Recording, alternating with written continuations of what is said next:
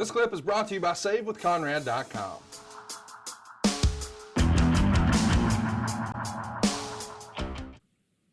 Let's talk about the year 2000. Allegedly, WCW lost around $60 million. Now, the accounting of that has been debated a lot by both Eric Bischoff and Guy Evans, who wrote a phenomenal book, the Nitro book. I highly recommend it. I think it's the best book that's ever been written on WCW, because they didn't just talk to sort of the quote unquote boys. They didn't just talk to WCW personnel. They talked to Turner folks. And they talked about how, you know, these days the WWE collects the majority of their money from licensing fees. So they're paid in order to produce a television product. Well, since this was a television company, there were no rights fees for WCW. And in fact, they came out of their own pocket to produce the show. So that counted against their P&L, if you will, but there was no sort of rights fee that was allocated to them for the content they were getting. In addition to that, allegedly the pay-per-view revenue that came in didn't go in WCW's books. It went on Turner Home Entertainment. So when people hear, well, they lost $60 million, a lot of people say, oh, what a failure WCW must have been. But they're not really comparing apples to apples with the way accounting happened in other wrestling organizations, because this was not a typical wrestling organization. This was a division of a television company. But I'm curious from the inside. I mean, obviously benefit of hindsight is 2020. But from the inside, had you heard that WCW was losing this kind of money? I mean, more than $1 million a week. That's pretty remarkable. I don't even know how that happens. Right. Now, I'm not, like I said, I never was a guy that got involved with the books or the gross or the net or any of that stuff. I was more of a guy that was worried about, hey, how was the rating this week? How were the quarter hours? What was up? What was down? And all that. To lose that kind of money, now again, the books were different. This was my understanding when Turner bought the company, how they were not concerned about running house shows and all that. Since they bought the company, Turner owned the wrestling company. He was going to be putting that programming from his own company on his station. So he was paying himself. Is that close to being right? Yeah, as far as I know. And that's where the money came to pay the contracts. He was pretty much paying himself. So there at the end, to lose $60 million, I don't even know. How do you do that? Was an explanation of how it was lost or where it went? No, I mean, listen, it's all speculation at this point because those books have not been opened up. But I think the Nitro book did a good job sort of examining it. I do want to mention that WCW was doing a 2.4 rating in the last quarter of 2000 for Nitro. And they're at the very end, they're doing like a 2.1.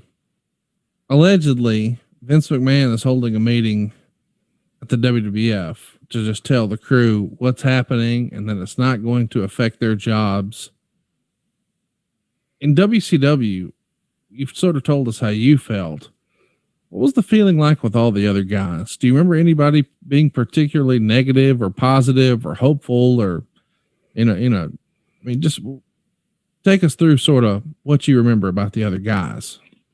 Well, everybody had a different, opinion.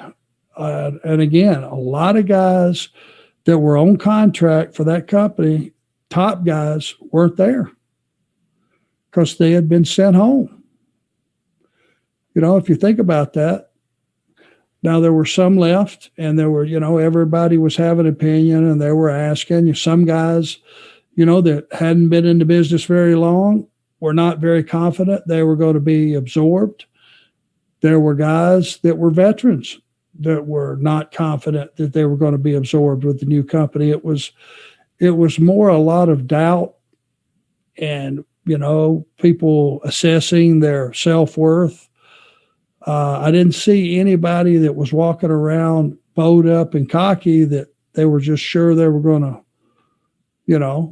be taken aboard and pushed to the top or any of those. You could usually spot those guys that are a little bit overzealous in their thinking.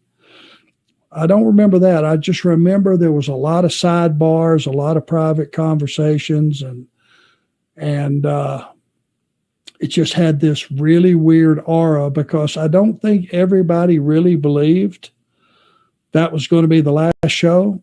Right. Until those guys walked in. And then it became very real. Were you, what was your role that night? Do you remember, I mean, were there matches you put together or talent you worked with or anything like that? Can you tell us any specifics of what all you were working with? You want to know the truth? I have no memory of what I did. I could have put together 3 matches, or I could have done none and just been a guy that was doing odds and ends. I don't really remember because it was, for me, I was smart enough to know this is it. And it was emotional. Of course, we know that Bischoff's plan would have involved moving the company to either LA or Vegas and doing weekly tapings there at the same arena. His hope was to shut the company down and essentially, quote unquote, go dark for a bit and then relaunch with a big bang pay-per-view and sort of say, hey, here's our new direction. And they're in the middle of this due diligence process.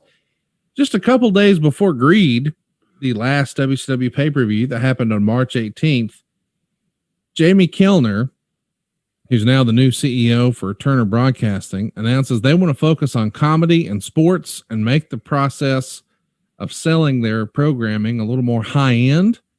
So there's no room for wrestling. So he effectively cancels Thunder and Nitro at the end of the month. So come April, there won't be any wrestling on Turner stations. This all happens while Eric Bischoff and Brad Siegel are on vacation, and WCW even starts giving guys their 90-day notices. Do you remember hearing that? First of all, had you ever met Jamie Kellner, and did you hear his name for the first time, I guess, when you find out he canceled our TV show? I'd never met the man, never heard about it. But when I did hear they were starting to cancel the TV shows and stuff, I did know that you had a lot of guys.